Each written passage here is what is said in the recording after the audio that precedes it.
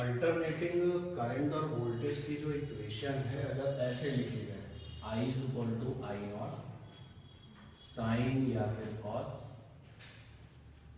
तो omega T plus minus five. Voltage की equation को ऐसे लिखा जाए V is equal to V naught sine या कॉस साथ में omega T plus minus five. तो जो ये लोग है ना, ये स्टैंडर्ड लोग है, ये स्टैंडर्ड फॉर्म है इसकी, स्टैंडर्ड फॉर्म। कभी कभी आपको जो है अल्टरनेटिंग करंट या वोल्टेज की इक्वेशन ऐसे मिल सकती है I इज इक्वल टू, मान लो स्मॉल है साइन ओमेगा टी और कॉस ओमेगा टी, और फिर आपसे पूछा जाए क्या ये अल्टरनेटिंग इक्वेशन है, ये अल्टरनेटिंग करंट को रिप्रेजेंट कर रही है, आंसर यस में होगा। ये याद रखना कि साइन के साथ जो होगा वही सेम कॉस के साथ भी होगा। क्या ये अल्टरनेटिंग करंट को रिप्रेजेंट करती है, आंसर यस में होगा, क्योंकि हम इसको इस तरीके से कन्वर्ट कर सकते हैं। कैसे कर सकते हैं करके आपको दिखाते हैं। अगर इक्वेशन ऐसे लिखी जाए I is equal to A sine 4 omega t cos 4 omega t, और आपसे पूछा जाए क्या ये अल्टरनेटिंग करंट की इक्वेशन है, आंसर आप यस में टिक लगाओगे। क्यों यस में टिक लगाओगे? क्योंकि आप इस फॉर्म को इस स्टैंडर्ड फॉर्म में कन्वर्ट कर सकते हो। कैसे कर सकते हो बताते हैं, बट इस बात पर ध्यान देना जो साइन के साथ होगा वही किसके साथ होगा, कॉस के साथ। अगर ऐसे लिखा जाए I is equal to A sine omega t cos 2 omega t, तो अब क्या ये अल्टरनेटिंग करंट है, आंसर है नहीं। तो जब इक्वेशन इस तरीके की हो I is equal to something sine के साथ ओमेगा टी या साइन के साथ जो भी आपका टर्म है वही सेम कॉस के साथ है, तो वो एक अल्टरनेटिंग इक्वेशन को रिप्रेजेंट करता है। कैसे जरा इसको देखो बदल के दिखाते हैं, इस इक्वेशन को इस तरीके से कन्वर्ट करते हैं। हमने क्या किया, राइट हैंड साइड में 2 से मल्टीप्लाई किया और 2 से डिवाइड किया, तो यहां पे आ गया a/2, यहां पे आ जाएगा 2 साइन ओमेगा टी और कॉस ओमेगा टी, तो ये हो गया I is equal to a/2 और ये क्या बन गया sine of 2 omega T, sine of 2 omega t. देखिए ये जो इक्वेशन बन के आया वो इसके साथ मैच कर रहा है कि नहीं कर रहा है, उसी तरीके का लुक आ गया। अब वहां पर जो है ओमेगा में फ्रीक्वेंसी छिपा होता है टी के साथ में, तो यहाँ पर भी टी के साथ जो कुछ भी हो फ्रीक्वेंसी है, और फ्रीक्वेंसी 4 टाइम्स हो 3 टाइम्स हो क्या फर्क पड़ता है। क्या इसको हम लोग बदल सकते हैं, बिल्कुल बदल सकते हैं।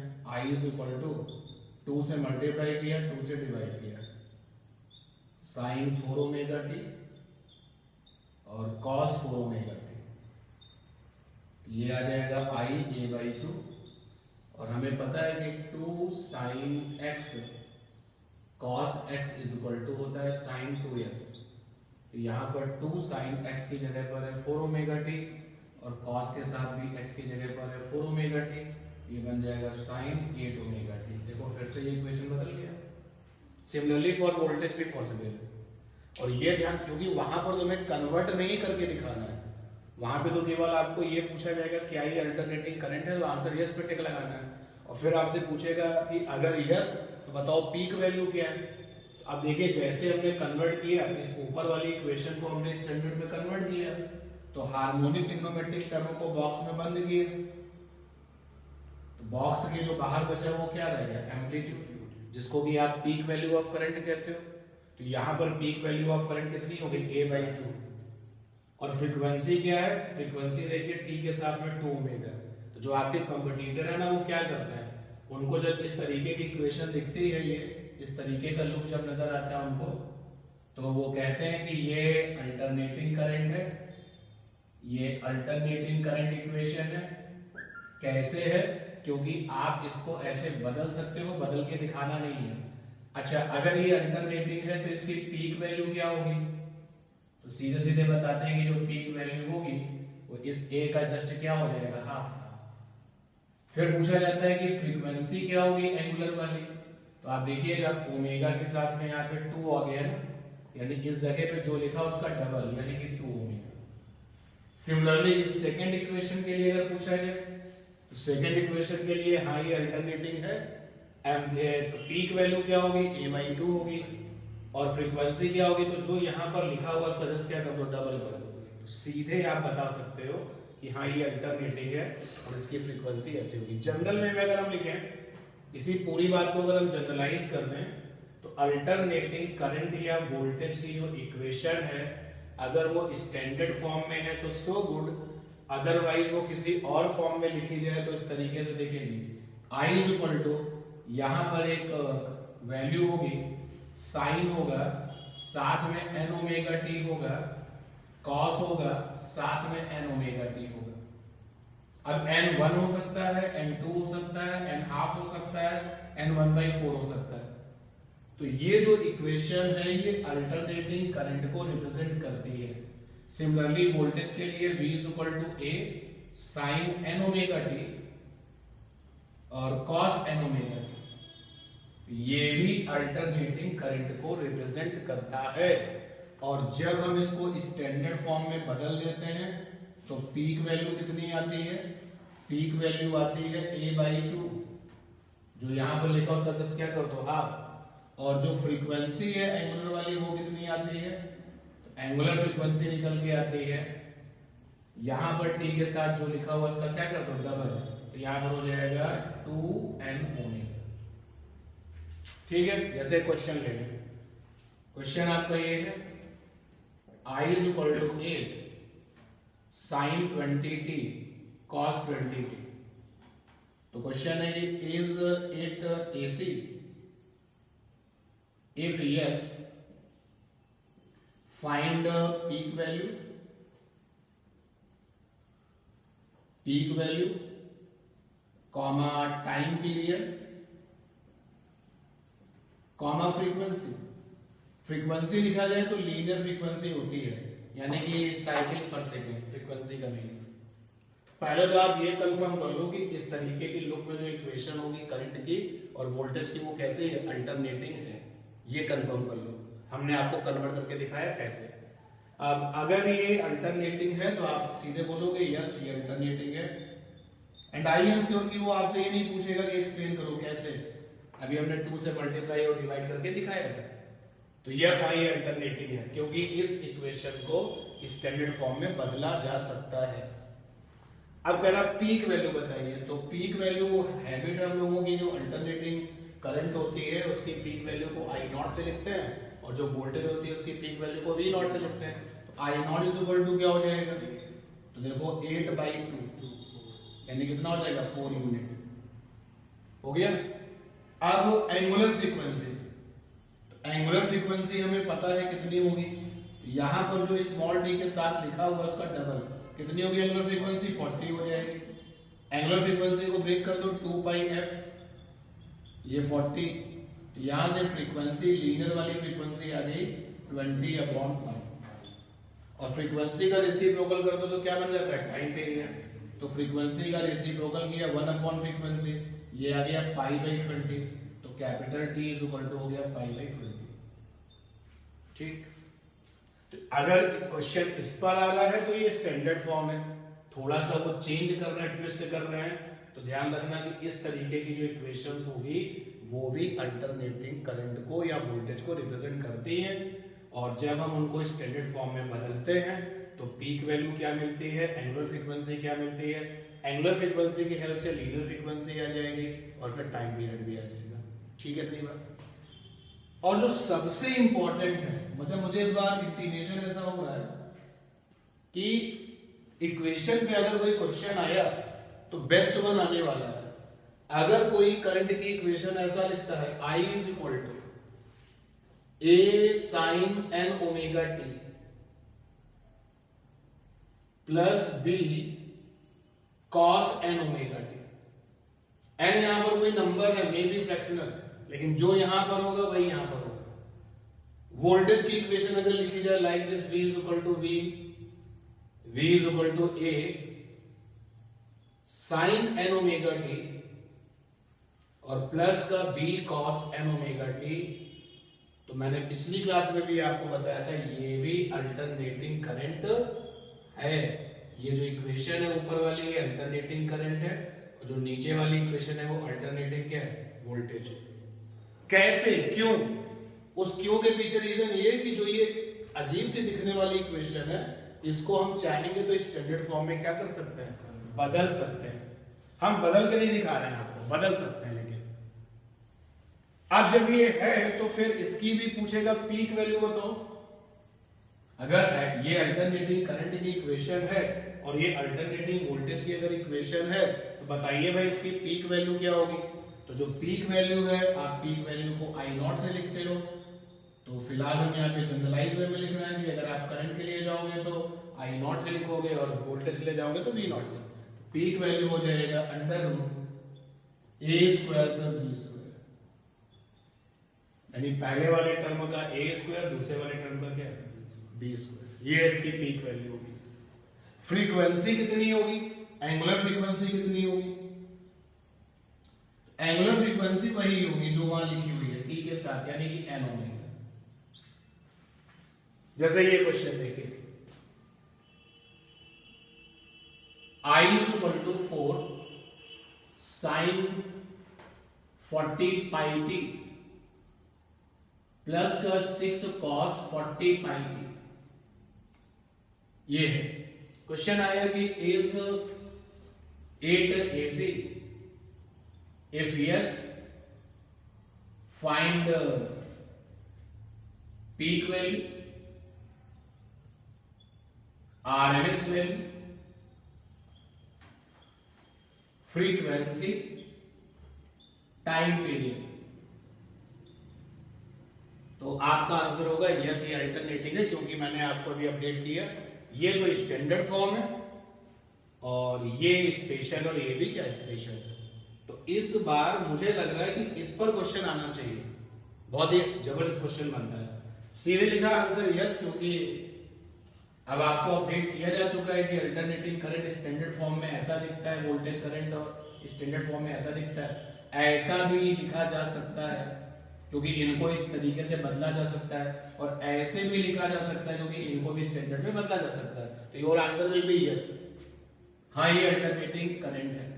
याद रखना कि दोनों ही केसेस में जैसा साइन के साथ होगा वैसा ही कॉस के साथ होगा, इस बात का ध्यान रखना। अब इन्होंने पूछा पीक वैल्यू, तो करंट की पीक वैल्यू हो गई अंडर रूट ए स्क्वायर प्लस बी स्क्वायर। तो ए की जगह पर क्या है 4 स्क्वायर और बी की जगह पर 6 स्क्वायर। तो 4 का स्क्वायर हो गया 16 और 6 का स्क्वायर हो गया 36। तो 6 एंड 6 12, 3 और 1 4, 52। और 52 मींस कितना 13 4 जा, तो यानी कि 2 रूट 13 आ गया आंसर। ये पीक वैल्यू होगी। आरएमएस वैल्यू क्या होती है भाई, आई आरएमएस होता है पीक वैल्यू अपॉन में क्या अंडर रूट 2। तो ये आ गया 2 रूट 13 अपॉन में अंडर रूट 2। सॉल्व कर लेंगे तो कितना आ जाएगा अंडर रूट 26। ऊपर वाला 2 जो है अपॉन से कैंसिल होगा तो क्या बचेगा रूट 2। तो ऊपर ऑलरेडी रूट 13 पहले से ही है और रूट 2 और मिलकर क्या बना देगा 26। ठीक, फिर पूछा गया है कि फ्रीक्वेंसी, तो कहा गया कि फ्रीक्वेंसी स्मॉल टी के साथ जो दिख रहा है और स्मॉल टी के साथ कॉस में जो दिख रहा है वही फ्रीक्वेंसी, एंगुलर फ्रीक्वेंसी। तो यहां पर हम देखें तो ओमेगा की वैल्यू 40 पाई है, तो 2 पाई एफ इज इक्वल टू 40 पाई, पाई से पाई कैंसिल हो गया, एफ इज इक्वल टू 20। ये आपका फ्रीक्वेंसी आ गया। फ्रीक्वेंसी का रेसिप्रोकल कर दो तो क्या बन जाता है टाइम पीरियड, यहाँ टाइम पीरियड हो जाएगा 1/20। ठीक है ना। You are ready for such type of equations. इससे ज्यादा भी कठिन क्या इक्वेशन बन सकती है, बन तो सकती, लेकिन एकेडमिक लेवल पे दैट इज सफिशिएंट। ठीक है, ये बात, इतनी बात क्लियर, समझ पा रहे हैं। तो इस पर ये क्वेश्चन आने वाला है भाई, मुझे लग रहा है कि इस बार इस पर क्वेश्चन रहने वाला है। ऐसा नहीं कि नहीं पूछा गया, पहले भी पूछा गया, ये ना सोचो कि ये फर्स्ट टाइम अब होने वाला है। अल्टरनेटिंग करंट इक्वेशन अगर है, अल्टरनेटिंग वोल्टेज अगर इक्वेशन है, तो definitely you all can do the problem. चाहे वो जिस तरीके की स्टैंडर्ड फॉर्म आया तो सिंपल क्वेश्चन माना जाएगा, और इस तरीके के लुक में आया तो थोड़ा सा ट्विस्टिंग आ जाएगा। एक टर्म होता है, देखा होगा आपने, इक्वेशन बेस्ड पे ही मिलता है, पीक फैक्टर। देखा आप लोगों ने नहीं देखा? पीक फैक्टर निकालो, बोलोगे? इक्वेशन दी जाएगी अल्टरनेटिंग करंट की या फिर अल्टरनेटिंग वोल्टेज की, और आपसे कहा जाएगा पीक फैक्टर निकाले। क्वेश्चन सर्च करो इस पर, पीक फैक्टर वाला। तो पीक फैक्टर क्या होता है? तो पीक फैक्टर के लिए हमें लेना होता है क्या? पीक वैल्यू, और अपॉन में क्या लेना होता है? RMS value. RMS value. अब वो अगर करंट के लिए आपने काउंट किया तो करंट का पीक फैक्टर हो जाएगा, और वोल्टेज के लिए काउंट किया तो, और देखो करंट के लिए चलो पहले करंट के लिए, करंट के लिए जब चलेंगे तो पीक फैक्टर करंट के लिए, पीक फैक्टर फॉर करंट,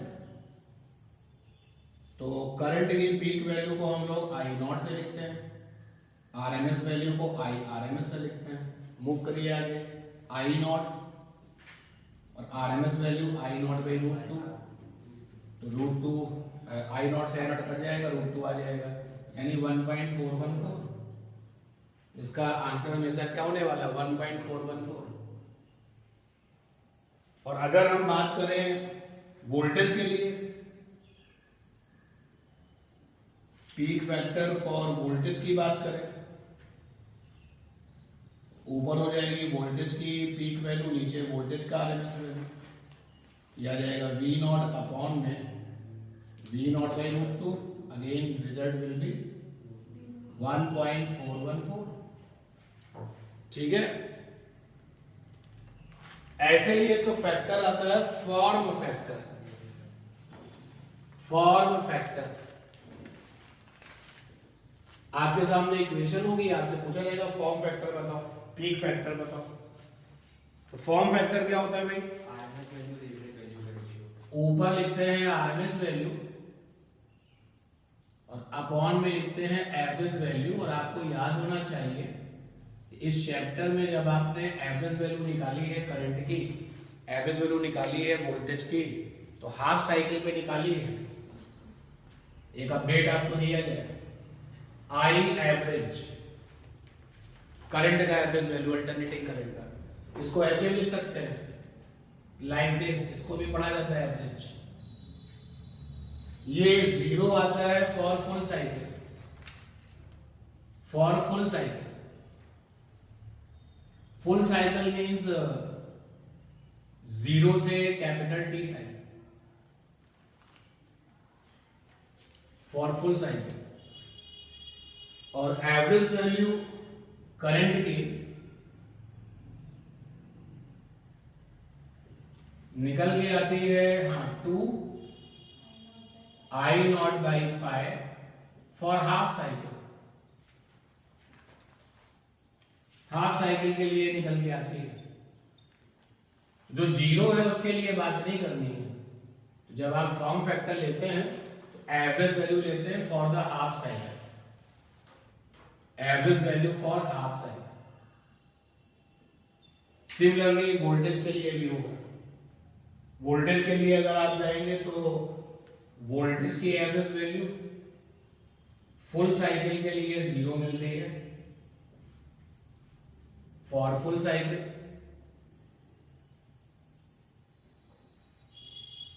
और हाफ साइकिल के लिए मिलती है 2 V नॉट बाई पाई। ये फॉर्म फैक्टर है। अब करंट का जरा फॉर्म फैक्टर निकालिए, तो फॉर्म फैक्टर करंट का निकाल के देखते हैं। तो करंट का फॉर्म फैक्टर फॉर करंट, तो ये आई आरएमएस लिखना होगा और नीचे एवरेज वैल्यू लेना होगा फॉर द हाफ साइकिल। तो आरएमएस वैल्यू होती करंट की आई नॉट बाई रूट टू, और एवरेज वैल्यू है हाफ साइकिल के लिए 2 आई नॉट बाई अपॉन में पाई। सॉल्व करिए इसको, कितना आएगा देखो। आई नॉट से आई नॉट कट हो जाएगा, ऊपर पाई जाएगा, नीचे अपॉन में 2 रूट 2 जाएगा। फिर आगे पाई को आप 3.14 करके और आगे सॉल्व कर लो, और इसी तरीके से same result for the voltage भी आएगा कि नहीं आएगा? ठीक है ना। एक तो ये फॉर्म फैक्टर हो गया, और एक होता है power factor. Power factor, power factor को आपने cos फाई से लिखा हुआ है। जब आपने अल्टरनेटिंग करंट यानी एसी जनरेटर की हेल्प से सर्किट बनाए थे, तो पावर का फार्मूला निकला था, पावर इज इक्वल टू आया था V R M S I R M S cos phi, और ये आपने निकाला था किसके लिए, फॉर जीरो से कैपिटल टी। जीरो से कैपिटल टी का मतलब होता है फुल साइकिल। तो इसमें जो ये फाई है कॉस के साथ, that is called the power factor. Power factor कैसे निकलता है, तो पावर फैक्टर निकालने के लिए क्या बताया गया था, एक ट्राइंगल बना लिया करो, क्योंकि पावर फैक्टर के साथ साथ कुछ और चीजें भी निकाली जाती है। cos phi is equal to होता है r बाई जेड। R होता है सर्किट में काम करने वाला रेजिस्टेंस, जिसकी रजिस्टर का रेजिस्टेंस, और Z यहाँ पर क्या इम्पीडेंस। इस ट्राइंगल में जब इस cos फाई को सेट करोगे, अगर ये फाई है तो ये हो जाएगा बेस R और ये Z हो जाएगा। तो अगर आप पाइथागोरस थ्योरम से इसको निकालो तो कितना आएगा, Z square minus R square. cos phi को पावर फैक्टर कहते हैं, साइन फाई को कुछ नहीं कहते हैं। साइन फाई से केवल फाई निकलेगा। ये जो फाई है यहाँ पर फेज डिफरेंस है, फाई यहाँ पर फेज डिफरेंस है between current end voltage, phase difference between current end voltage.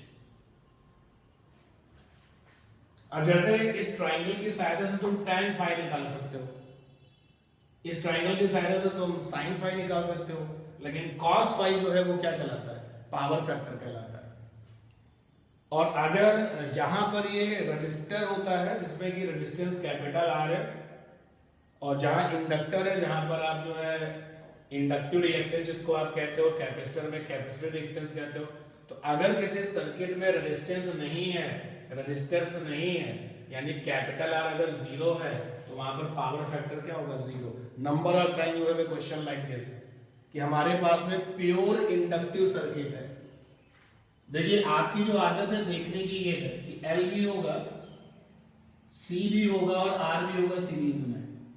ये R हो गया, ये C हो गया, ये L हो गया।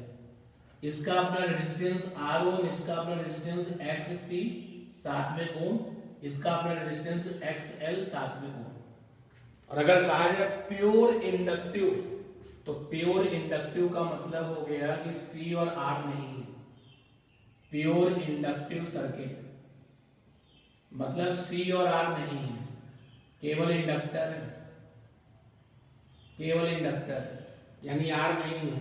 रखोगे R जीरो तो cos फाई यानी पावर फैक्टर क्या हो जाएगा, जीरो। R यहाँ पर नहीं, प्योर इंडक्टिव का मतलब है।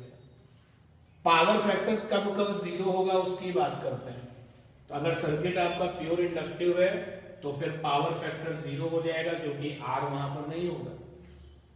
अगर कहा जाए pure capacitive, pure capacitive circuit, तो यानी केवल आपके सर्किट में कैपेसिटर है, ना तो इंडक्टर है ना ही आपका रेजिस्टर है। एक बार फिर से R नहीं, अभी भी पावर फैक्टर जो है वो जीरो हो जाएगा, cos phi is equal to zero. और अगर ये कहा जाए inductive and capacitive circuit, inductive capacitive circuit, एक बार फिर से रेजिस्टेंस का नाम नहीं दिया जा रहा, तो इंडक्टर तो है, कैपेसिटर भी है। एक बार फिर से R यहां पर नहीं है सर्किट में, तो cos फाई की वैल्यू क्या हो जाएगी, जीरो। यानी पावर फैक्टर नॉन जीरो के लिए R का होना बहुत जरूरी है। तो ये हो गया आपका पावर फैक्टर। और फिर एक होता है क्वालिटी फैक्टर। क्या होता है, क्वालिटी फैक्टर। तो क्वालिटी फैक्टर में क्या है, क्वालिटी फैक्टर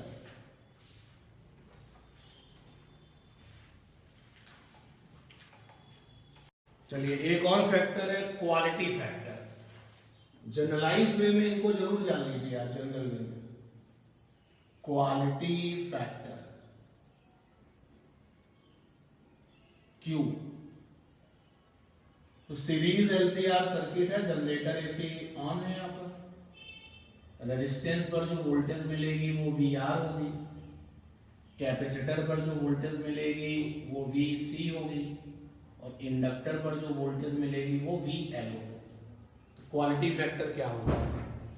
तो Q factor is equal to होता है वी एल या फिर वी सी और अपॉन में वी आर, मतलब वोल्टेज अक्रॉस, वीएल को क्या कहेंगे? वोल्टेज अक्रॉस इंडक्टर, और वीसी को क्या कहेंगे? Voltage across capacitor. ये है आपका क्वालिटी फैक्टर। अब आप इसको ब्रेक करिए।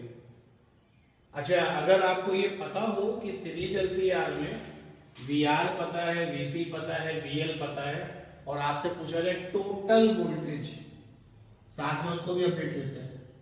वीआर क्या है? वोल्टेज है, कहां पर? Across the resistance. वीएल क्या है? वोल्टेज है, कहां पर है? Across the inductor. वीसी क्या है? वोल्टेज है, अक्रॉस द कैपेसिटर। और सब ये सीरीज कॉम्बिनेशन में है। तो अगर डीसी सर्किट होता तो टोटल वोल्टेज क्या होता है? सबका summation V1 + V2 + V3। But AC circuit में जब टोटल वोल्टेज निकालते हैं तो कैसे निकलता है? √V²R + VL डिफरेंस VC का होल स्क्वायर। ये टोटल वोल्टेज आ गया। और अगर टोटल रेजिस्टेंस निकाला जाए तो कैपिटल R रेजिस्टेंस है रजिस्टर के पास, XC रेजिस्टेंस है कैपेसिटर के पास, XL रेजिस्टेंस है इंडक्टर के पास। टोटल रेजिस्टेंस जिसको इंपीडेंस कहते हैं, ये हो गया √R² + XL डिफरेंस XC का होल स्क्वायर।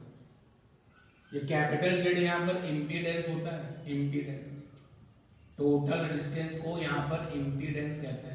और इंपीडेंस का अगर रेसिप्रोकल कर दो तो क्या बन जाता है? Admittance, reciprocal of impedance. अब देखिए आपके पास में टोटल वोल्टेज है, आपके पास में टोटल क्या रेजिस्टेंस है, करंट निकाल सकते हो। जैसे V = IR होता है, ऐसे V = IZ हो जाएगा। तो यहां पर I की वैल्यू हो जाएगी V/Z, करंट निकाल सकते हो। तो क्वालिटी फैक्टर का जो रिजल्ट है वो ये है। चलिए इसको ओपन करते हैं further. Q factor is equal to हो जाएगा, अगर आप VL को लेके चलते हैं, नीचे VR, तो VL की वैल्यू क्या हो जाएगी? IXL, और VR की वैल्यू क्या हो जाएगी? IR हो जाएगी, क्योंकि V = क्या होता है? IR। V = क्या होता है? IR। तो यहां से आप देखिए बन जाएगा XL अपॉन में RQ फैक्टर आ जाएगा। और अगर आप इस VC को लेते हैं तो ये आ जाता है XC अपॉन में R। ठीक है, क्लियर है ना? तो ये फैक्टर्स की बात हो रही है। क्वालिटी फैक्टर को हम उसके टर्म्स में भी निकालते हैं जब रेजोनेंस होता है। रेजोनेंस का क्या मतलब होता है भाई? अगर कहा जाए रेजोनेंस क्या है? रेजोनेंस, तो रेजोनेंस का मतलब है, यहां से चेक करते हैं, I = है V/Z।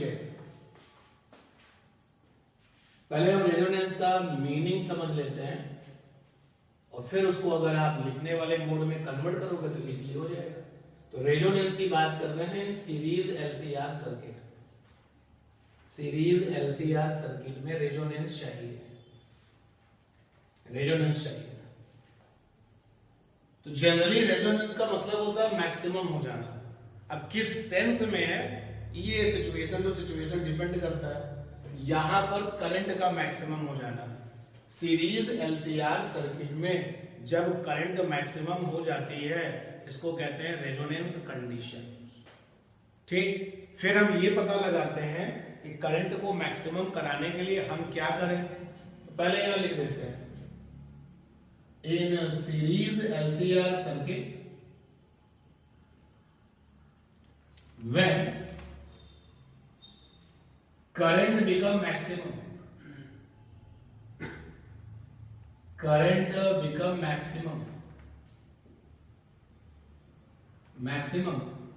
then it is called resonance.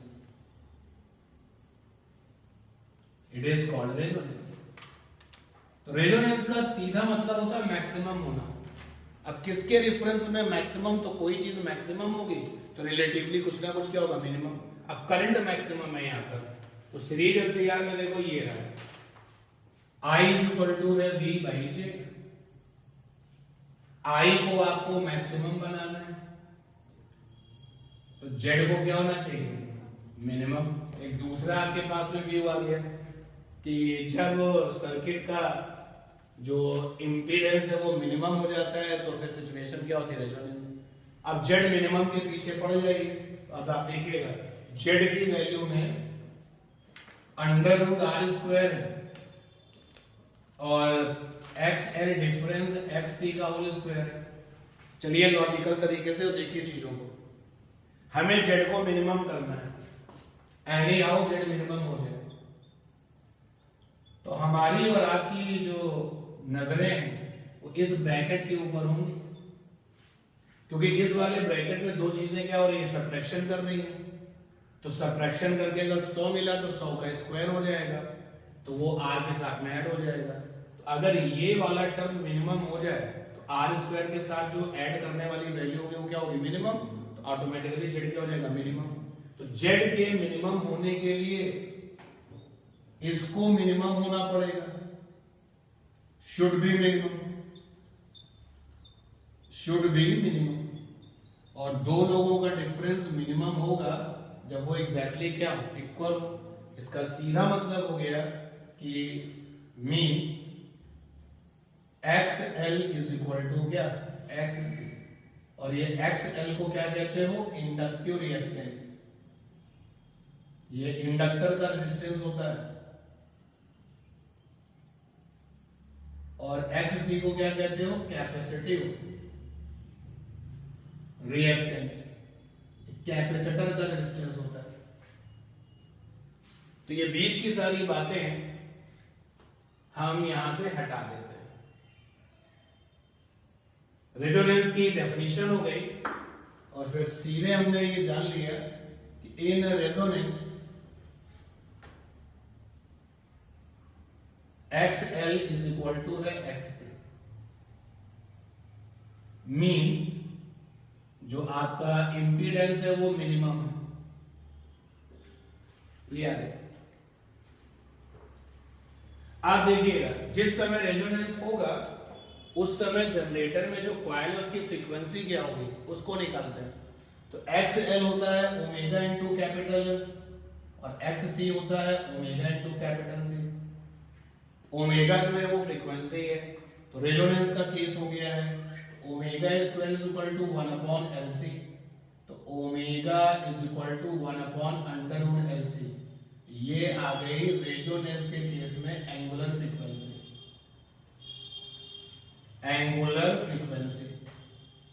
In resonance, तो रेजोनेंस के केस में angular frequency and that is why यहां पर हमने R लगा दिया। अच्छा लीडर फ्रीक्वेंसी पे जाना तो 2πf से ब्रेक कर दो तो लीडर वाली फ्रीक्वेंसी आ जाएगी FR is equal to 1/2π√LC।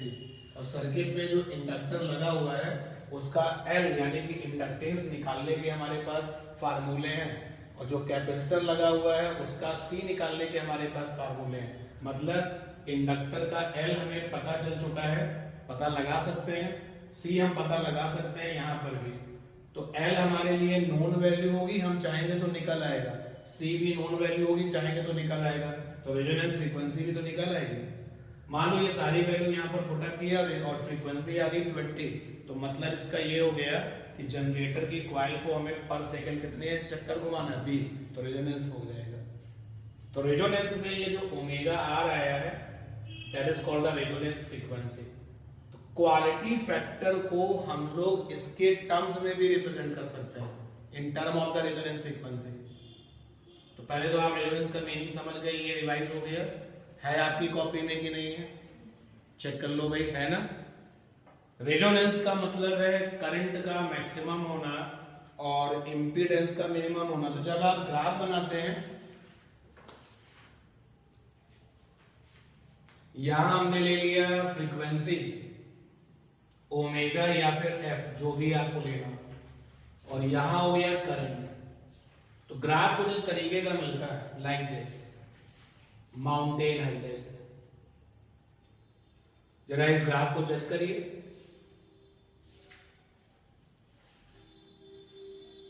देखिए भाई, जज करिए इस सिचुएशन को। ये करंट है, तो ये देखिए करंट की मैक्सिमम वैल्यू है। जिस समय करंट की मैक्सिमम वैल्यू है उस समय जो फ्रीक्वेंसी है, अगर आप ओमेगा में जा रहे हैं तो रेजोनेंस का ओमेगा है, और अगर आप एफ में जा रहे हैं तो रेजोनेंस का एफ है। Omega is known as angular frequency resonance, जबकि लीनियर फ्रीक्वेंसी रेजोनेंस क्या हो जाएगा, एफ। ये करंट और फ्रीक्वेंसी का है। और अगर हम लोग बात करें इंपीडेंस की, ये ओमेगा है, ये एफ है, और जेड माने होता है इंपीडेंस। तो ग्राफ इस तरीके का मिलता है, like this. Now you all can check this situation. ये देखिए जेड मिनिमम हो गया है, और उस केस में जो फ्रीक्वेंसी है वो रेजोनेंस फ्रीक्वेंसी है। ये ग्राफ है, और ये ग्राफ हमें ये बता रहा है कि जब रेजोनेंस फ्रीक्वेंसी होगी जनरेटर की, तो एक वो यूनिक वैल्यू है। देखो आप, रेजोनेंस फ्रीक्वेंसी की एक सिंगल वैल्यू है, सिमिलरली यहां पर भी सिंगल वैल्यू है, जिसके लिए करंट मैक्सिमम है, और अदर वे में आप कह सकते हो कि इंपीडेंस कैसा है, मिनिमम।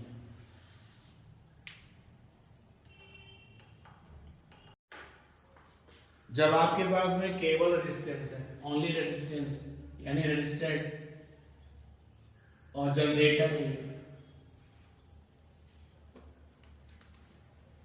तो जो वोल्टेज वाली इक्वेशन होती है वो कैसी होती है, V is equal to V naught sine omega T.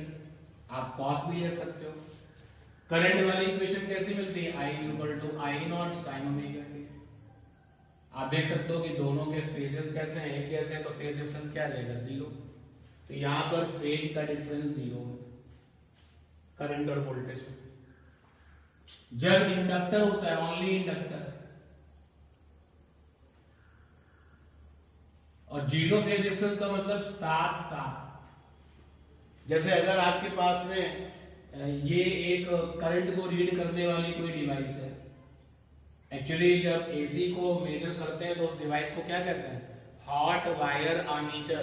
कई बार बताया मैंने, hot wire ammeter, ammeter read AC. Alternating current को जो रीड करने वाला डिवाइस है वो हॉट वायर आमीटर है, वो एसी को रीड करता है। तो यहां पर हमने वही एसी को रीड करने वाला आमीटर लगा दिया, हॉट वायर आमीटर, और यहां पर हमने वोल्टेज रीड करने वाली डिवाइस लगा रखी है। तो यहां पर दोनों के बीच में जो फेज का डिफरेंस है वो 0 है, क्योंकि वोल्टेज में जो फेज निकल के आएगा वो ओमेगा टी आएगा, और जो करंट में फेज निकल के आएगा वो भी ओमेगा टी आएगा। तो फेज का डिफरेंस 0 है। तो 0 फेज डिफरेंस का मतलब दोनों साथ साथ है। 0 phase difference means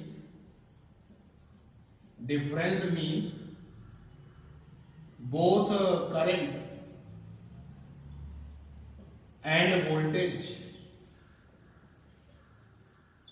current and voltage, making changes simultaneously with respect to time। Suppose कर लो वोल्टेज जो है आप मेजर कर रहे हो और करंट हम मेजर कर रहे हैं। और तुमने बताया 4 सेकेंड पर वोल्टेज मैक्सिमम है, उसी 4 सेकेंड पे करंट भी क्या होगी मैक्सिमम। ये मतलब है सेम फेज का कि टाइम के साथ दोनों के जो रेस्पॉन्सेज है वो कैसे हैं, एक जैसे हैं। क्योंकि अल्टरनेटिंग का मामला है तो वोल्टेज जीरो भी होगी, तो जिस टाइम पर वोल्टेज जीरो होगी उसी टाइम पर करंट भी क्या होगी जीरो। ये सेम फेज का मीनिंग है। ये किसका मीनिंग है, सेम फेज का। जब हम लोग एल सर्किट की बात करते हैं, एल सर्किट, तो वोल्टेज इक्वेशन में V = V0 sin omega t, और एल सर्किट का मतलब है, एल माने क्या है, इंडक्टेंस, इंडक्टर। एल माने क्या होता है, लैगिंग, और लैगिंग का मतलब क्या होता है, पीछे। ये याद रखने का तरीका है। यहां पर करंट पीछे होती है, कितना पीछे होती है, π/2। ये याद रखने का तरीका है, एल माने लैगिंग। यहां पर अगर आप देखें तो वोल्टेज का जो फेज है कितना आएगा, ओमेगा टी, और जो करंट का फेज है वो कितना आएगा, ओमेगा टी माइनस π/2। तो फेज का डिफरेंस कितना आएगा, π/2 आ जाएगा। बोलो भाई, लेकिन फेज का डिफरेंस तो याद है तुम्हें कि π/2 है, आगे और पीछे का वो केस भूल गए। याद रखो कि यहां पर वोल्टेज आगे है, इसलिए वोल्टेज के लिए क्या लगा रहा हूं, लीडिंग, और करंट कैसे है, पीछे। करंट के लिए टर्म क्या हो रहा है, लैगिंग। π/2 इज नॉट सफिशिएंट कि केवल π/2 आपको याद है, ये है आपका। अच्छा दूसरा देखो, समझने वाली बात है कि वोल्टेज और करंट में जो है फेज का डिफरेंस π/2 होगा, और वोल्टेज आगे होगा और करंट कैसे होगा, पीछे होगा। मान लो कि किसी ने जो है वोल्टेज ऐसे लिखा, V = V0 sin omega t plus π/2, ये एल सर्किट की बात हो रही है। तो अब तुम्हें करंट का इक्वेशन लिखना है, I = I0 sin ओमेगा, कुछ ऐसे करो जिससे करंट π/2 पीछे हो जाए।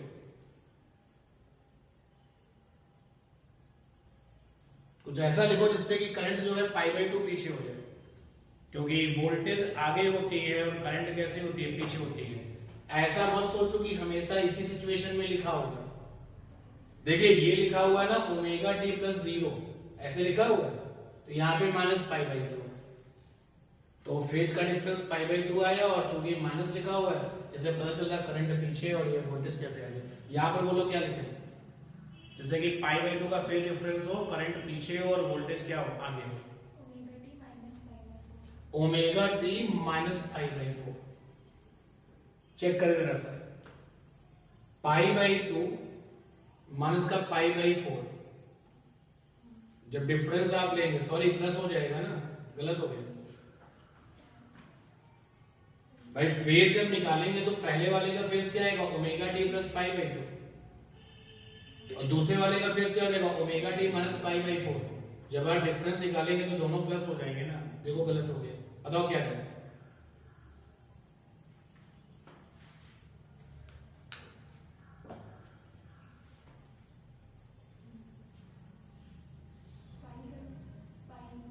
पाई, केवल पाई कर देंगे, तो पाई प्लस π/2 3π/2 हो जाएगा।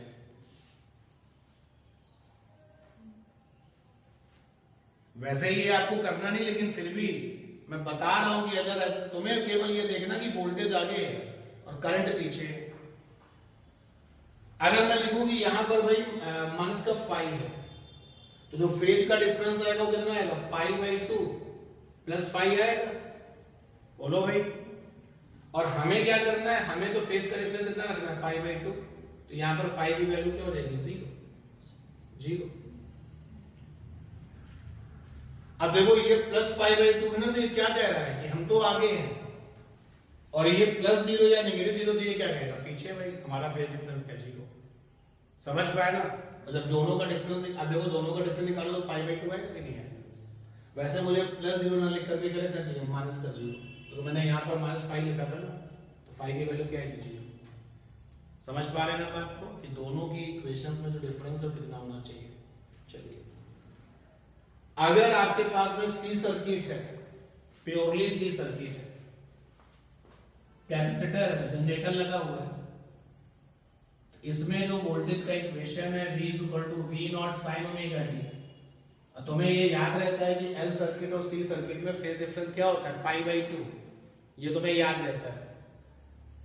L में लैगिंग होती है करंट की और इसमें लैगिंग होती है, तो उसमें क्या होता है, लीडिंग होता है, ऐसे याद रखो। तो यहाँ पे आ जाएगा I equal to I naught sine omega T plus pi by 2। एक बार फिर से फेज का डिफरेंस निकालोगे तो आएगा पाई बाई 2, लेकिन इतना ही काफी नहीं है, ये भी देखना होगा कि इसमें जो करंट है वो लीडिंग होती है, करंट लीडिंग है यानी करंट आगे है, और वोल्टेज जो है वो लैगिंग होती है। साथ साथ का मतलब क्या है, एक ही जैसा, जैसे यहाँ पर वोल्टेज लीडिंग है, करंट लैगिंग है, इसका मतलब ये है कि किसी टाइम पर जब वोल्टेज मैक्सिमम होगी उसी टाइम पर जरा करंट के लिए पूछो तो क्या बोलेंगे, अभी हम तो पीछे चल रहे हैं, अभी हम मैक्सिमम नहीं हुए, ये मतलब है। और यहाँ पर आप देखिए करंट लीडिंग और वोल्टेज कैसी है, लैगिंग है। यहाँ पर इसका मतलब है, मान लो किसी इंस्टेंटेनियस टाइम पर वोल्टेज ने कहा कि करंट ने कहा कि हम तो मैक्सिमम हो गए, तो उसी टाइम के लिए जरा वोल्टेज देखो तो बोलेगा अभी हम मैक्सिमम नहीं हो रहे हैं, अभी हम पीछे ही हैं, ये मतलब है सेंसेस का, ठीक है ना। और पाई बाई 2 का फेज डिफरेंस आता है, ये इंडिविजुअल एल सर्किट है। और ये सारे रिजल्ट, ये दोनों इक्वेशंस निकालना, ये आपकी कॉपी में है, तुमको आप अपना डिस्कस कर सकते हैं। केवल आर में इक्वेशंस ये हैं, प्योर इंडक्टर में इक्वेशंस ये हैं, साइन की जगह पे कॉस लेना तो कॉस ले आ सकते हो, और प्योर कैपेसिटर में इक्वेशंस ये हैं, कभी करंट आ गया तो कभी वोल्टेज आ गया। जनरल वे में अगर मेरे पास में L है और R है, आपके पास में R है और C है, प्योर वाला कोई केस नहीं है, मेरे पास L R है। तो जनरल वे में क्या करते हैं कि जनरल वे में जब हमें लिखना होता है कि वोल्टेज इक्वेशन लिखो और करंट इक्वेशन लिखो, तो इन जनरल ध्यान देना, बहुत इंपॉर्टेंट बात है कि अल्टरनेटिंग जो सर्किट है, अल्टरनेटिंग करके जो सर्किट है उसमें करंट और वोल्टेज की जनरल इक्वेशन लिखी, तो इन जनरल वोल्टेज हो गया V equal to V naught sine omega T, आप कॉस भी लिख सकते हो, और करंट हो गया I equal to I naught sine omega T plus five. In general someone is asking कि ये जो इक्वेशंस लिखी है सर्किट में कौन है, तो हमने कहा अगर सर्किट में केवल R है तो फाई का मतलब क्या हो जाएगा, 0। अगर फाई का मतलब 0 है, देखो ये मैच करके बोलो भाई। अगर सर्किट में केवल L है तो फाई का मतलब है माइनस पाई बाई 2, ये मैच कर गया, बोलो। और अगर सर्किट में केवल और केवल कैपिटल C है तो फाई का मतलब है प्लस पाई बाई 2, ये मैच कर गया। तो जनरल वे में करंट की इक्वेशन और वोल्टेज की इक्वेशन बोर्ड पर लिखी हुई है, और अगर कोई इसको यहां पे माइनस फाइव लिख दे, देखो माइनस फाइव, तो देखो अगर R के लिए बात करो तो फाइव की वैल्यू 0 हो जाएगी, ये मैच कर दिया जाएगा ना। और इसके लिए मैचिंग करने के लिए फाइव की वैल्यू यहां पर क्या होगी, पाई बाई 2, बोलो। इस वाले केस में क्या हो जाएगी, माइनस पाई बाई 2। समझ पा रहे बात को, बोलो भाई। तो चाहे वो प्लस फाइव हो या फिर माइनस फाइव हो, ये तो आपके अपने ऊपर डिपेंड करता है। तो जनरल वे में हमारा जो है इक्वेशन ये है। एंड याद रखो प्योर R के लिए फाइव की वैल्यू 0 है, फॉर प्योर कैपिटल R है सर्किट में अगर, तो फाइव की वैल्यू 0 है। और अगर आपके पास में सर्किट में प्योर इंडक्टर है, इंडक्टर को कैपिटल L से भी सिंबल में रिप्रेजेंट कर लेते हैं, तो फाइव की वैल्यू यहां पर क्या होगी, माइनस पाई बाई 2। और अगर आपके पास में प्योर कैपेसिटर है तो फिर फाइव की वैल्यू क्या होगी, प्लस पाई बाई 2। और अगर आपके पास में प्योर ये है ही नहीं तो फाइव की वैल्यू क्या होगी, कुछ भी। तो फाइव की वैल्यू क्या होगी, कुछ भी। तो उस समय फाइव की वैल्यू कैसे निकालोगे, जब प्योर वाला केस नहीं है तो फाइव की वैल्यू कैसे निकालोगे। तो फाइव की वैल्यू निकालने का तरीका होगा, आपके पास में भाई ट्राइंगल है, ये फाइव है और ये R है, ये Z है, ये Z square minus R square है। और आपके पास निकालने का तरीका है cos फाइव इक्वल टू क्या, R बाई Z। ठीक है। अगर आप देखें इसको, इस पूरे के पूरे ट्राइंगल को, तो साइन फाई निकल सकता है, कोई भी निकाल सकते हो ना जनरल में। अब इसी जनरल अप्रोच के अकॉर्डिंग जो है हम आगे मूव कर रहे हैं कि हमारे पास में एसी जनरेटर है और एक हमने सर्किट बना दी है। तुरंत आप सोचो कि जनरेटर के साथ में इंडक्टर हो सकता है, कैपेसिटर हो सकता है और रजिस्टर हो सकता है। तीनों हो सकते हैं, कोई दो हो सकते हैं, कोई एक हो सकता है, सब कुछ पॉसिबल है। तो अब अगर हमें पावर निकालनी हो, तो सर्किट में पावर क्या है, तो पावर इज इक्वल टू होता है, निकालने का तरीका एवरेज पावर निकालेंगे तो कैसे निकलेगी, जीरो से capital T P d T upon में जीरो से कैपिटल टी डी टी। मिला? चेक करो, कॉपी में चेक करो, ये रिजल्ट मिला कि नहीं मिला? ये रिजल्ट लिखा हुआ मिला? नहीं है? सेम ये रिजल्ट है ना, कैपिटल टी जीरो से कैपिटल टी, एवरेज पावर निकाले थे। फिर आगे कैसे चले थे, इसके बाद में हमने इसको छोड़ दिया था ऐसे। सबसे पहले नीचे का इंटीग्रेशन सॉल्व किया था, जीरो से कैपिटल टी डी टी, ये आ जाएगा टी, कैपिटल टी आ जाएगा, इसको सॉल्व कर लिया। ऊपर वाले इंटीग्रेशन को सॉल्व करते हैं, देखिए कैसे, जीरो से टी और पी डी टी, जीरो से टी, पी की जगह पर लिखा वी आई और साथ में डी टी, पी बराबर वी आई होता है ना। और फिर v की वैल्यू क्या है भाई, v naught sine omega T, i की वैल्यू क्या है, i naught sine omega T plus phi या माइनस फाई, जो भी आपको पसंद हो। अपने नोट्स में क्या लिखा, माइनस फाई या plus phi? Okay, negative phi तो ले लो, प्रॉब्लम नहीं। यहां से आ गया आपका जीरो से t t d t, p की वैल्यू कांस्टेंट होती है, बाहर कर दीजिए, जीरो से capital T sine omega t और sine omega T plus phi. अब स्मार्ट बनना है, स्मार्ट ऐसे बनना है कि जब तुम इस वाले इंटीग्रेशन को सॉल्व करोगे, ये जो इंटीग्रेशन है ये वाला, और बोर्ड एग्जाम में जब तुम इसको सॉल्व करोगे, इसको सॉल्व करने में कितना आता है, हाफ आता है। कितना आता है, हाफ। सॉल्व करके दिखाना नहीं है, ठीक है। और साथ में आता है cos phi, half cos phi, इस तरीके से सॉल्व करने पर आता है। बस हो गया आपका, जीरो से टी और साथ में sorry T by two, solve करने पर आता है T by two cos phi.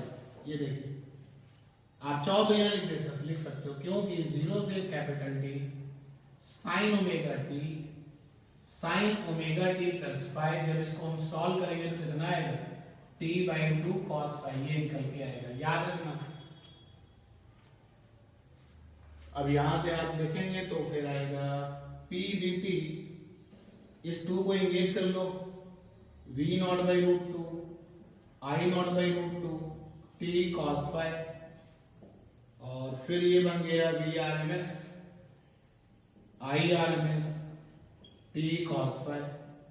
अब इस रिजल्ट को यहां रख दीजिए, जैसे आप लिखेंगे तो ये आएगा V R M S, I R M S, capital T cos phi, और नीचे जो इंटीग्रेशन आया वो कितना आया, कैपिटल टी, तो कैपिटल टी से कैपिटल टी कट हो गया तो रिजल्ट अपना आ गया, ठीक है। अब मुझे ये कंफर्म करो कि क्या नोट्स में आपने इसको प्रॉपर्ली सॉल्व किया है, वहां पर भी ऐसे ही कराया गया है, डायरेक्ट आपको रिजल्ट याद रखना है। क्योंकि मैथमेटिक्स वाले लोग तो सॉल्व कर लेंगे बट उनको एक्स्ट्रा नंबर नहीं मिलेंगे, सीधे रिजल्ट को यूज करिएगा। और बायो ग्रुप मेंबर्स को सीधे लिखना ही पड़ेगा, तो डायरेक्ट रिजल्ट आप लिखिएगा। तो ये पावर ऑफ आ गया। फेजर डायग्राम क्या होते हैं, फेजर डायग्राम ये क्या होता है, जब हम अल्टरनेटिंग वोल्टेज और करंट की पीक वैल्यू को वेक्टर में उनके फेज के साथ रिप्रेजेंट करते हैं, जो पिक्चर बनती है वो फेजर डायग्राम है। लिखने के लिए देखो क्या लिखेंगे, when we represent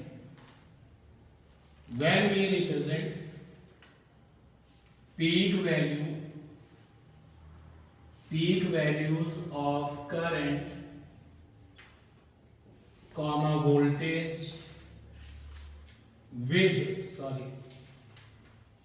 in vector form along with phase, तो then these are called phasor diagram। ये लिखने वाली बात आ गई। और जहां तक समझने वाली बात है ना, तो साइन का कॉस को, जब साइन और कॉस आपको मिलता है तो ट्राइंगल में जैसे ऐसे लिखा जाए, sine theta is equal to A by B, तुरंत तुम देख करके ट्राइंगल बना लोगे। Cos theta is equal to X upon Y, तुरंत आप एक राइट एंगल ट्राइंगल बना लोगे। तब साइन और कॉस में कोई चीज लिखी गई है और हम उसको ट्राइंगल में रिप्रेजेंट करते हैं, यही आपका फेजर डायग्राम है। चलिए मैं करके दिखाता हूं। करंट की इक्वेशन और वोल्टेज की इक्वेशन, जैसे वोल्टेज की इक्वेशन है V is equal to V naught sine omega T general way में, और करंट की इक्वेशन है I is equal to I naught sine omega T plus का फाई। तो मैंने पहले वोल्टेज के लिए अपना राइट एंगल ट्राइंगल बनाया, क्योंकि वोल्टेज से मुझे मिल रहा है sine omega T is equal to V upon V naught. मैंने राइट एंगल ट्राइंगल बनाया, ये देखिए मुझे पता है यहाँ पे जो एंगल होता है वो थीटा या जो भी है, तो यहाँ पे फिलहाल ओमेगा टी लिखा, और साइन में परपेंडिकुलर एंगल के सामने वाला और हाइपोटेनस में आ जाएगा वी नॉट। ठीक है, बोलो भाई। जो पीक वैल्यू थी मैंने उस पर एरो लगा दिया, ये मैंने वोल्टेज का फेजर डायग्राम बना दिया। यानी फेजर डायग्राम में जो ट्राइंगल बनता है, उस ट्राइंगल की राइट एंगल जो ट्राइंगल बनता है, उस राइट एंगल ट्राइंगल की जो हाइपोटेनस होती है वो किसको रिप्रेजेंट करती है, पीक वैल्यू को रिप्रेजेंट करती है। और दोनों साइड में से कोई एक किसको रिप्रेजेंट करती है, इंस्टेंटेनियस वैल्यू को। जैसे इस V का नाम क्या है, voltage at time t। Current के लिए जरा बनाता हूं मैं, देखना करंट के लिए साइन ओमेगा टी प्लस का phi I upon I naught. Okay, अगला ध्यान देना, वोल्टेज के लिए राइट एंगल ट्राइंगल बना चुका हूं, और ये वाला एंगल जो है ओमेगा टी है, और ये हमारी रेफरेंस लाइन हो गई जिससे वो एंगल बन रहा है। और यहां पर है ओमेगा टी प्लस वाई, तो एंगल थोड़ा क्या बनेगा, बड़ा बनेगा।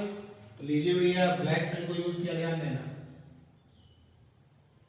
हमने कहा ये जो एंगल है ये वाला, ये ओमेगा टी प्लस फाई है, यानी इतना एंगल क्या हो गया, फाई। फिर से आप जाइए तो ये हो जाएगा आई, और ये क्या हो जाएगा, आई नॉट। समझ पा रहे हैं ना। तो देखो लिखने वाली बात तो मैंने यहां लिख दी है कि when we represent the peak values of current voltage in vector form, हमें वेक्टर लगाने की जो रिस्पांसिबिलिटी है वो पीक वैल्यू पे है, along with phase। अब आप देखिएगा जो V नॉट वाला वेक्टर है ओमेगा टी उसका फेज है, देखो ना यहाँ पे, और करंट का वाला जो वेक्टर आई नॉट है उसका फेज कितना है, ओमेगा टी प्लस फाई। तो वहां पर मैं पीक वैल्यूज पे वेक्टर लगा रहा हूं, साथ साथ क्या दिखा रहा हूं, फेज भी दिखा रहा हूं।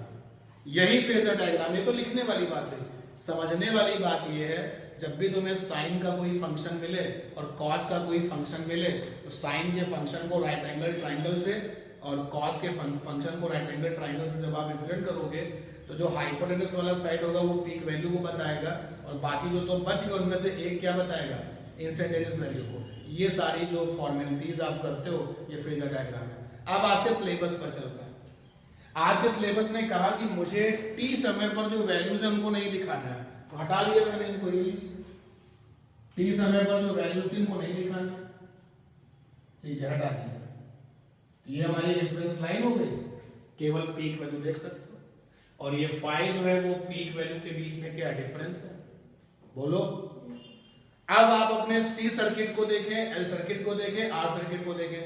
आर सर्किट में दोनों सेम फेज में थे ना, आर सर्किट में दोनों कैसे थे, सेम फेज में। तो आर सर्किट का जो फेजर डायग्राम बनेगा वो ऐसे बनेगा, ये मेरी रेफरेंस लाइन हो गई और ये भी रेफरेंस लाइन हो गई। तो आर सर्किट का फेजर डायग्राम ये बनाया, ये पीक वैल्यू वोल्टेज की और ये पीक वैल्यू करंट की और ये फेज ओमेगा टी, क्योंकि आर सर्किट में V V naught sine omega T था और I I naught sine omega T था। ये आर सर्किट का हो गया। वोल्टेज वाले एरो को बड़ा कर दिया, करंट वाले एरो को छोटा कर दिया। क्यों कर दिया? क्योंकि इनपुट में क्या है वोल्टेज और आउटपुट में क्या है करंट, और जनरली हमारा जो आउटपुट होता है वो इनपुट से क्या होता है छोटा।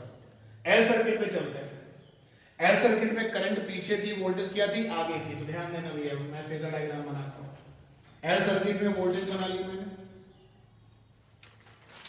फेज हो गया ओमेगा टी, ओमेगा टी, और करंट पीछे थी। और देखो यहां पर जनरल वे में पीक वैल्यू ऑफ वोल्टेज और करंट के बीच में जो डिफरेंस है फेज डिफरेंस है ना, और एल सर्किट में जो फेज डिफरेंस था वो कितना था π/2 का। लेकिन करंट कैसी थी, पीछे थी। इस पीछे वाली फीलिंग को आप ऐसे दिखाइए, ये देखिए, ये I नॉट है, ये π/2 है। ये एंगल कितना आ गया π/2 माइनस ओमेगा टी। ये जो एंगल तुमने निकाला ये कैसे निकाला, क्लॉक वाइज क्लॉक निकाला ना। एंटी क्लॉक में क्या हो जाएगा omega t minus π/2, anti clock में हो जाएगा ये ओमेगा टी माइनस। ये एल सर्किट का फेजर डायग्राम हो गया। और जब सी सर्किट की बात करेंगे तो करंट कैसी थी, आगे थी। तो सेम सिचुएशन यही फॉलो करो। ये आपका वोल्टेज का एरो हो गया और इससे 90 डिग्री पर ये करंट हो गया। ये आपका ओमेगा टी है और ये आपका π/2 है। तो करंट जो है फेज कितना है करंट का, ओमेगा टी प्लस π/2, और वोल्टेज का कितना है केवल ओमेगा टी, तो डिफरेंस कितना आ जाएगा π/2। ये फेजर डायग्राम होगा। ड्रॉ करने को आएंगे फेजर डायग्राम, यूनिक क्वेश्चन बनेंगे। तो फेजर डायग्राम एक अप्रोच है, एक सोच है रिप्रेजेंट करने का, रिप्रेजेंटेशन करने का, ठीक है ना।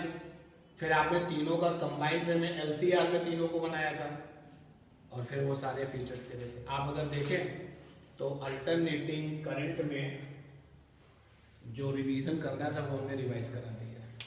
कोई चीज अगर छूटी हो नोट से देख के बताओ क्या है क्वेश्चन। मैं पढ़ता हूं, आप देख सकते हैं। The graph A and B represent the variation of the opposition offered by the circuit element to the flow of a alternating current with the frequency of applied EMF। Circuit element का मतलब यहां पर यह है कि जैसे कि alternating circuit में आपने रेजिस्टेंस लगाया, इंडक्टर लगाया और कैपेसिटर लगाया, या तीनों एक साथ लगा दीजिए या कोई दो लगा दीजिए, ये सब आपके सर्किट एलिमेंट है। तो the graph A and B represent the variation of a opposition offered by the circuit element to the flow of alternating current with a frequency of a applied EMF। Applied EMF का मतलब हो गया generator से apply हुई वोल्टेज। Identify the circuit elements corresponding to each the graph. तो इस वाले ग्राफ को देखो और बताओ सर्किट में कौन लगा हुआ है। क्या इंडक्टर लगा हुआ है, या इंडक्टर और कैपेसिटर दोनों लगे हुए हैं, या केवल रेजिस्टेंस लगा हुआ है, ऐसे आपको बताना है। सिमिलरली यहां पर अब देखिए आपके पास जो सर्किट एलिमेंट है, आपके पास जो सर्किट एलिमेंट है उसमें एक होता है इंडक्टर, इसका जो रेजिस्टेंस, क्योंकि अपोजिशन ऑफ करंट का, अपोजिशन टू करंट का मतलब क्या है रेजिस्टेंस, इसका जो रेजिस्टेंस है वो XL होता है और ये ओमेगा L होता है और ये 2πFL होता है। तो यहां से हम देखें कि ये वाला अपोजिशन फ्रीक्वेंसी के साथ कैसा है, डायरेक्टली प्रोपोर्शनल, यानी इसका जो ग्राफ आएगा वो ऐसा होगा, इस तरीके का होगा। कैपेसिटर की अगर बात करें तो इसका जो अपोजिशन है वो XC होता है, और ये होता है आपका क्या, 1/ओमेगा से। बोलो भाई, XC की वैल्यू क्या होती है, 1/ओमेगा से। ओमेगा को ब्रेक कर दो, 2πXC। यहां पर जो अपोजिशन XC है वो फ्रीक्वेंसी के साथ में इनवर्सली प्रोपोर्शनल। तो यहां पर तो ग्राफ ऐसा आएगा, और एक अपोजिशन होता है रेजिस्टेंस, रजिस्टर का रजिस्टर, और इसका जो रेजिस्टेंस है वो फ्रीक्वेंसी पे डिपेंड नहीं करता है। डिपेंड करता है? नहीं डिपेंड करता। देखो ना, इसके फार्मूले में ओमेगा फ्रीक्वेंसी आया है, इसके फार्मूले में ओमेगा फ्रीक्वेंसी है, इसके फार्मूले में कहीं आता है, नहीं आता है। R इज इक्वल टू क्या होता है, रो L बाई A। तो पहले वाले ग्राफ में जो अपोजिशन है वो फ्रीक्वेंसी पे डिपेंड नहीं करता है, यानी कि यहां पर जो सर्किट है वो कैसा है, प्योर रेजिस्टिव, यानी सर्किट एलिमेंट में रेजिस्टेंस है। तो यहां पर हो जाएगा circuit element is pure resistance, capital R। और यहां पर इससे मिलता जुलता ये है, तो यहां पर जो सर्किट एलिमेंट है वो कौन होगा, इंडक्टर। सर्किट एलिमेंट में इंडक्टर होगा, यहां पर आ जाएगा circuit element is pure inductor. ठीक है, आंसर होगा। इसका जो सेकेंड पार्ट है जरा उसको देखते हैं। क्वेश्चन का जो अगला पार्ट है इसी में, जरा सुनिए क्या है। Write the expression for the impedance offered by the series combination of the above two elements।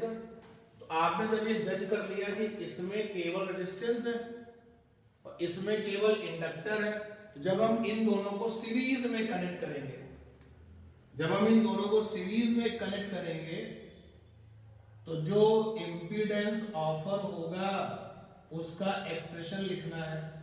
तो भाई इंपीडेंस क्या हो जाएगा, Z is equal to under root R square plus XL का स्क्वायर। वैसे लिखना तो मुझे ये चाहिए था, Z is equal to under root R square plus bracket में XL डिफरेंस XC का होल स्क्वायर, बट XC यहाँ पर है ही नहीं तो ये आ जाएगा। तो ये लिखने को बोला, और आगे भी लिखा हुआ है which will be ahead in the phase in this circuit। ये जो सर्किट बनेगा जिसमें ये R है और ये जो आपका L है, इसमें वोल्टेज होगा, इसमें करंट भी होगा। जब इसमें वोल्टेज होगा और इसमें करंट भी होगा तो कौन ahead होगा, कौन आगे होगा, लीडिंग में कौन होगा। केवल अगर R होता तो मैं कहता कि कोई लीडिंग नहीं है, साथ साथ है। केवल L होता तो मैं क्या कहता, वोल्टेज आगे है और करंट पीछे है। केवल C होता तो करंट लीडिंग है, वोल्टेज पीछे है। बट यहां पर इस केस में कौन आगे होगा ये पूछा गया। कौन आगे है कौन पीछे है, इसमें टोटल करंट में अगर आप सोचना शुरू करोगे तो तुम्हें इंफॉर्मेशन चाहिए, एक्सएल की वैल्यू क्या है, कैपिटल की वैल्यू क्या है, फ्रीक्वेंसी क्या है, cos phi equal to R by Z। Individual सोचिए, R में जब आप जाएंगे तो रेजिस्टेंस और वोल्टेज कैसे होते हैं, सेम फेज में होते हैं, कोई आगे नहीं है कोई पीछे नहीं है। और जब L में जाएंगे तो वोल्टेज आगे होती है और करंट, तो आप लिखोगे इन L circuit voltage will be in leading by the current. कितने फेज डिफरेंस है, बाय 5। ठीक है।